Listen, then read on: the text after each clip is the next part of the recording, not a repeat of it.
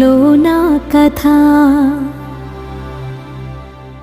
అంతేనేమో అంతేనేమో అంతులేని వేదనేమో ఆడపిల్లను కదా.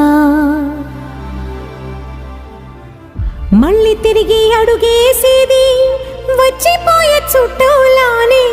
నేను పుట్టి పెరిగిన ఊరికి ఇంకా పైన పొరుగురిదాన్ని. కట్టదాటి గంగ నేడు కంట పొంగెనే.